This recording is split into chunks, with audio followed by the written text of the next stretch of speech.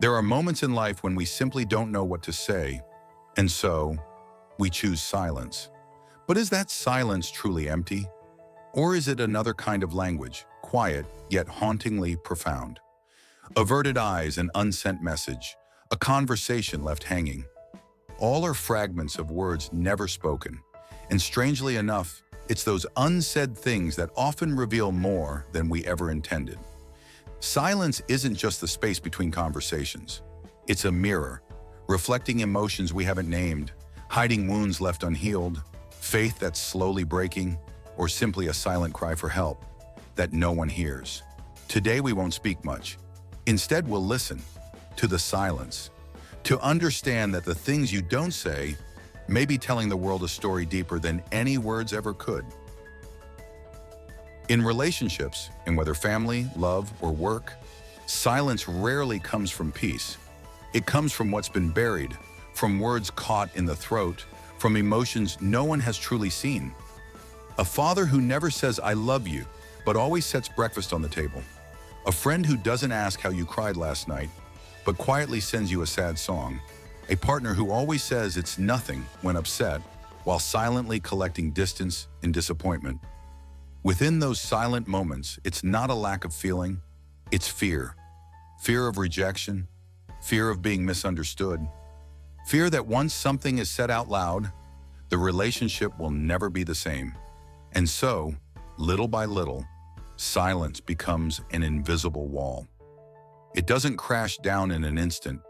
It builds one unseen brick at a time, until one day you realize the person is still next to you, but it feels like they live in another world. Silence doesn't break a connection in a single blow, but it wears it down, quietly, thoroughly, and without mercy. Some silence is not always unconscious. People know exactly what they're not saying and use that absence to control others. In psychology, this is known as the silent treatment, a form of punishment through emotional withdrawal. The person wielding silence doesn't yell, doesn't argue. They simply disappear, abruptly, no explanation, no response. And suddenly the other person is left in a fog of confusion, self-blame, and emotional turmoil. What did I do wrong? Why aren't they answering me? Am I not important anymore? The pain isn't in the words themselves. It's in the absence of them. Silence becomes an invisible shackle, binding the other person in guilt, uncertainty, and emotional imbalance. Worse, silence can be used to mask manipulation, especially in toxic relationships.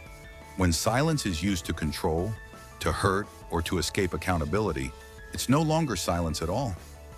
It becomes an attack without words. And so silence stops being a space for healing. It turns into a cold weapon of power, slowly breaking someone down from the inside. In the end, what we fear isn't silence itself. It's what silence forces us to face, in others and in ourselves. Silence, if we're brave enough to listen, is not the enemy. Sometimes it's the echo of wounds still healing, a message without words, carrying the things we haven't yet found the courage to name, a quiet whisper from the heart saying, "Pause for a moment, hear me."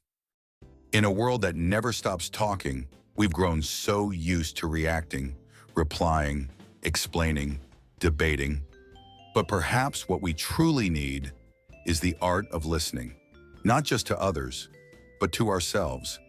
If you're feeling confused by someone's silence, remember, it's not always indifference. Sometimes they're just learning how to face themselves. And if you're the one choosing silence, ask yourself, what am I trying to hide? Every silence holds a story. And when you are finally ready to listen, that's when healing begins. Because silence, just like words, isn't an ending. It's the beginning of something deeper.